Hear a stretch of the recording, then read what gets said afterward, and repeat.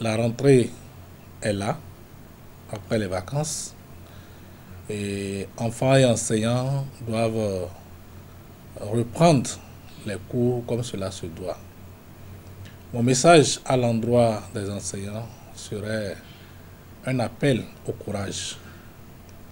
Un appel au courage parce que malgré tout ce qui est annoncé de part et d'autre, nous sommes au courant des difficultés qu'ils traversent. Nous vivons avec eux les difficultés qu'ils traversent, des difficultés qui, à des moments donnés, amènent à penser que les acteurs, sinon ceux-là qui sont appelés à prendre des décisions pour l'école, n'ont pas encore pris toute la mesure, n'est-ce pas, de la chose. Je n'en veux pour preuve que tout ce cafouillage qu'il y a autour des mutations, les dernières mutations au ministère des enseignements secondaires, techniques et de la formation professionnelle, où après tout ce temps de vacances, c'est à quelques jours de la rentrée que les gens sont mutés, alors que le déménagement n'est pas une chose aisée. Et il faut bien que l'enseignant puisse déménager, s'habituer à son milieu pour pouvoir, à la rentrée, être véritablement prêt pour commencer les cours. Alors, lorsque les mutations, la question des mutations est gérée tel que c'est géré aujourd'hui dans notre pays, nous pensons que quel que soit l'effort qui est fourni par ailleurs, c'est qu'il reste encore beaucoup à faire. Il reste beaucoup à faire. Et pour les enseignants qui sont dans ces conditions aujourd'hui, nous leur souhaitons beaucoup de courage. Beaucoup de courage parce qu'ils ont pris l'engagement d'exercer ce métier et ils doivent le faire. C'est vrai qu'il y a une disposition d'esprit, n'est-ce pas, qu'il faut avoir pour pouvoir aborder la rentrée. Et lorsque des situations comme celle-là interviennent à la veille, parfois ça peut bouleverser. Et donc nous les appelons, n'est-ce pas, à faire en sorte d'avoir la maîtrise qu'il faut pour pouvoir aborder la rentrée comme cela se doit. Nous voulons également leur demander de privilégier l'intérêt supérieur des enfants. L'intérêt supérieur des enfants parce que les conditions sont celles que nous connaissons. Les défis aujourd'hui de l'école sont nombreux. Il y a les défis infrastructurels. Vous avez des écoles où il n'y a pas de table ou de banc, où il n'y a pas suffisamment, où les enfants sont en grand nombre. C'est vrai, on annonce qu'on va limiter l'effectif, mais on limite l'effectif dans quelles conditions? S'il n'y a pas les infrastructures. C'est des défis réels. Et parfois, vous vous retrouvez avec des enseignants qui sont avec un effectif pléthorique, n'est-ce pas, d'enfants à enseigner. Ce n'est pas toujours chose aisée. Et donc, les enseignants qui vont se retrouver dans ces conditions-là, nous leur souhaitons beaucoup de courage et de considérer ces enfants-là comme étant leurs enfants et de donner le meilleur d'eux-mêmes pour que ces enfants puissent, n'est-ce pas, acquérir le niveau de connaissance qu'il faut. Les défis, je le disais, mais sont nombreux. Sont nombreux. Et lorsque le contenu même aujourd'hui de l'offre éducative pose problème, l'orientation même de l'école, et tout ça parfois embête certains enseignants et ou bien joue sur, n'est-ce pas, leur rendement. Et au même moment, ces enseignants-là ont à faire face, parce que aussi c'est des parents d'élèves. Ils ont à faire face à la cherté de la vie. Ils ont à faire face aux problèmes que nous vivons dans notre société d'aujourd'hui. Et donc tout ça n'est pas de nature, n'est-ce pas, à les mettre dans les conditions qu'il faut pour pouvoir être à l'aise et donner le meilleur d'eux-mêmes. Mais le contexte est celui que nous connaissons tous. Et dans ce contexte, nous devons travailler à jouer notre partition. Et donc c'est pour cela qu'à l'endroit des enseignants, je leur souhaite d'abord beaucoup de courage. Et je souhaite également une bonne santé. Une bonne santé, c'est vrai. En principe, à la veille de la rentrée, tout doit être mis en œuvre pour que les enseignants, par exemple, puissent faire leur visite médicale. Qu'on s'assure de ce que les enseignants qui seront en contact avec nos enfants soient des enseignants en bonne santé. Parce que c'est lorsqu'ils sont en bonne santé qu'ils pourront être présents en classe, véritablement présents en classe. Et le sentiment que nous avons, c'est que les choses ne sont pas considérées de cette manière-là. Bon, je leur souhaite quand même une bonne santé tout au long de cette année, afin qu'ils puissent véritablement jouer leur partition. Donc, je souhaite une bonne rentrée aux enseignants et une année scolaire fructueuse malgré le contexte. À l'endroit des parents d'élèves, c'est aussi le courage, parce que aujourd'hui, ce n'est pas facile ce que nous vivons. On constate que les choses sont excessivement chères. Au même moment, les moyens n'existent pas. Et il faut pouvoir jouer son rôle de parent. Ce n'est pas chose aisée. Et donc, il faut avoir le courage pour pouvoir affronter, n'est-ce pas, cette réalité-là. Je leur souhaite beaucoup de courage. Au même moment, je voudrais en appeler à leur sens de responsabilité.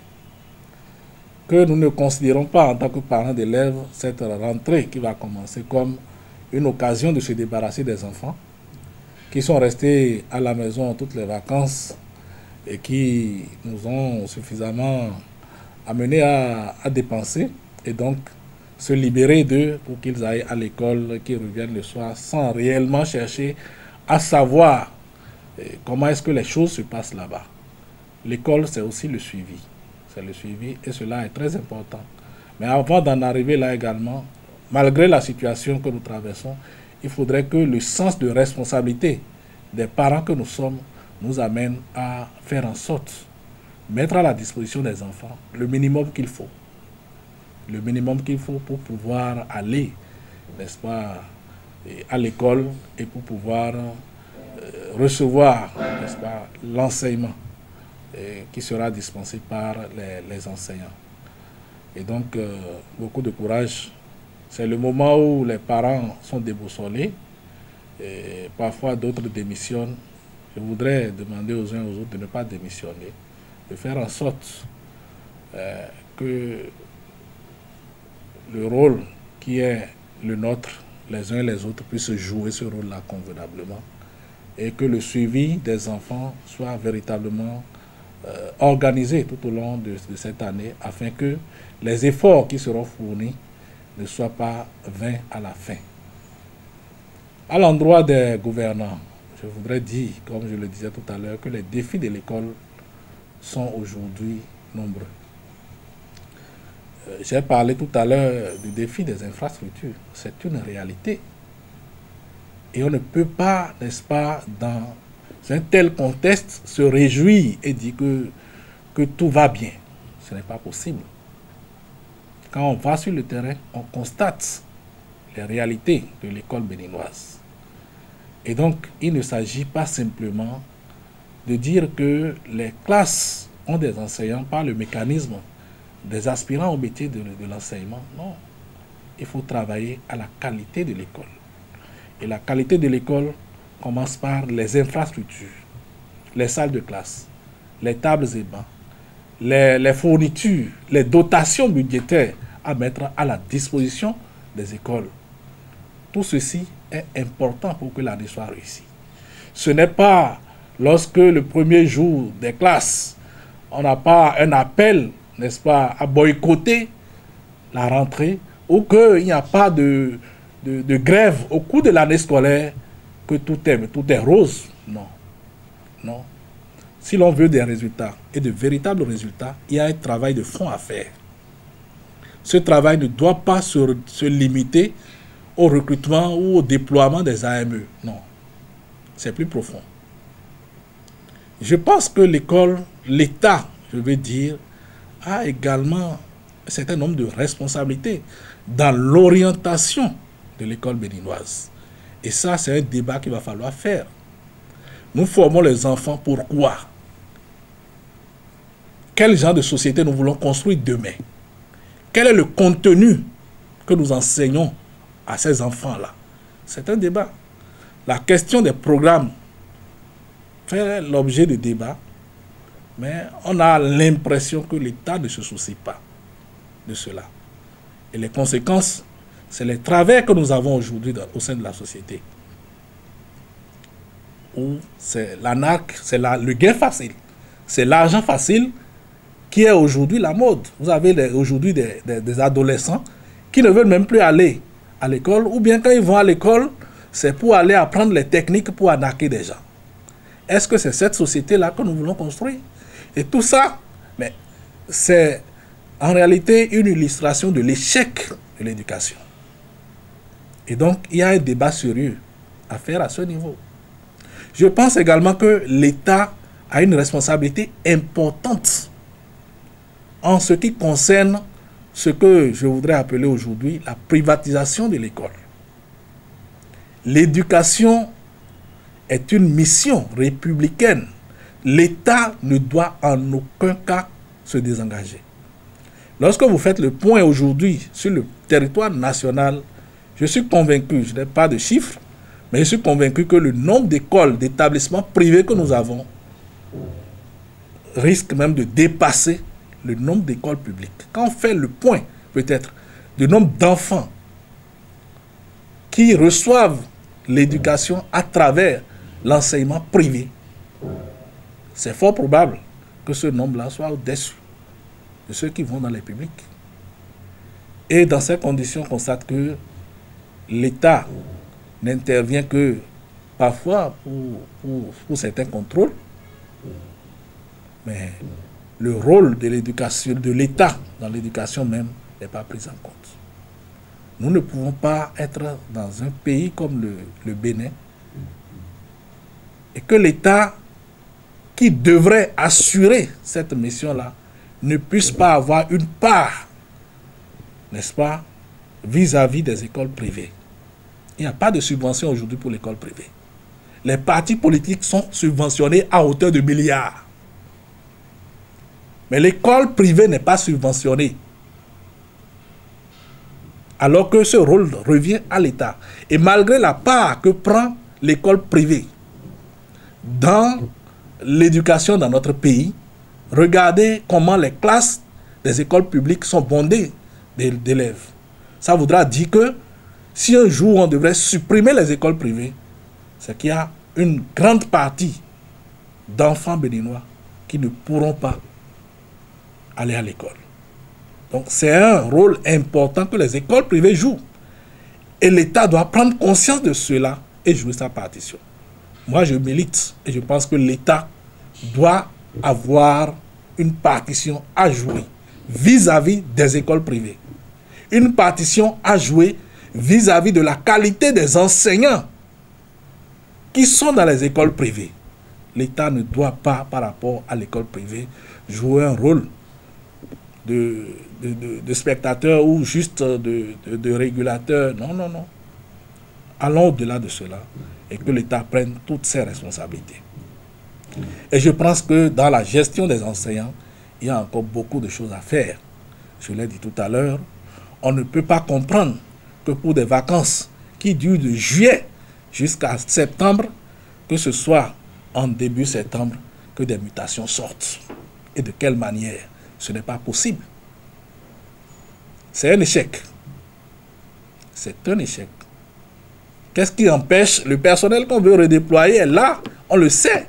Mais qu'est-ce qui empêche en début de vacances déjà de procéder, n'est-ce pas, au redéploiement de ce personnel qui pourra s'organiser, n'est-ce pas, déménager, s'habituer à son milieu avant la rentrée. Et c'est à la veille de la rentrée qu'on procède à des mutations. Et également au niveau des organes qui doivent intervenir pour, n'est-ce pas, le dialogue social qui doit avoir entre les enseignants ou les représentants des enseignants et l'État, rien ne marche. C'est de véritables problèmes qui peuvent avoir des conséquences sur ce que nous recherchons comme résultat, comme rendement au niveau de l'école. Je voudrais donc appeler les autorités de l'école, ceux qui décident pour l'école, à prendre conscience de ce que ils ne doivent pas se satisfaire de l'état de l'école aujourd'hui, ni de leurs prestations par rapport à l'école. Il reste encore beaucoup de choses à faire. Il reste encore beaucoup de choses à faire.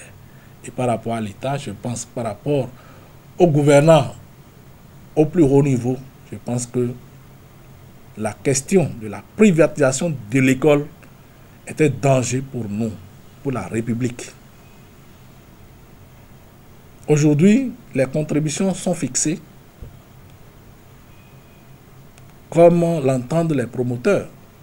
Et quand vous les abordez, ils disent, mais c'est à partir de ces contributions que nous allons supporter toutes les charges.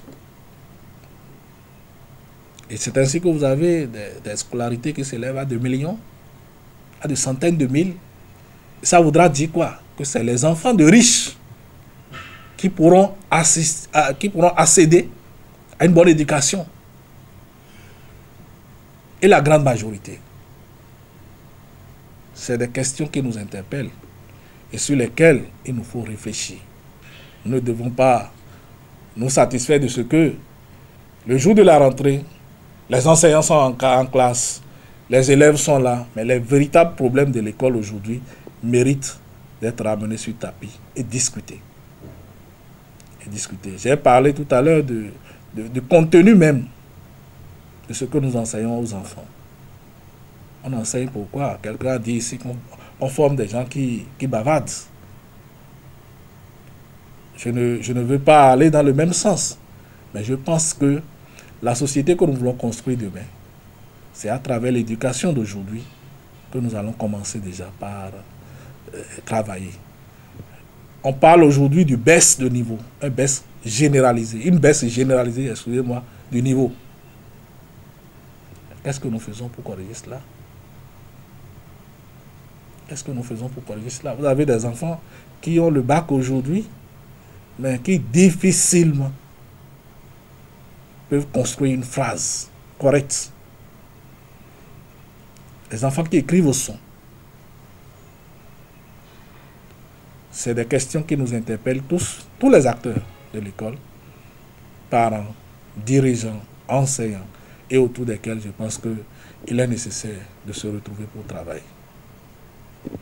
Ceci dit, la rentrée est là, l'école va rouvrir ses portes. Je souhaite que l'année soit une année fructueuse pour les uns et les autres et que le meilleur puisse arriver à nos enfants, que les projets que les parents font sur ces enfants-là, en les envoyant à l'école, que ces projets-là puissent se réaliser. Et si il m'est donné de m'adresser à ces enfants, surtout à ceux parmi eux qui sont des adolescents et autres, je voudrais leur dire que dans aucune société au monde, la facilité n'a permis à quelqu'un de se construire. Quand les parents travaillent pour les envoyer à l'école, il faut qu'ils prennent conscience de ce que c'est leur avenir qui est en jeu et qu'ils puissent véritablement étudier, qu'ils puissent prendre au sérieux, n'est-ce pas, les études de manière à ce que demain soit meilleur pour eux. Les pratiques qui ont cours aujourd'hui au sein de la société, où c'est le gain facile, où on essaie d'arnaquer des gens, ou avoir quelque chose et qui aujourd'hui est devenu pratiquement la mode, ne peut pas permettre à quelqu'un de se construire.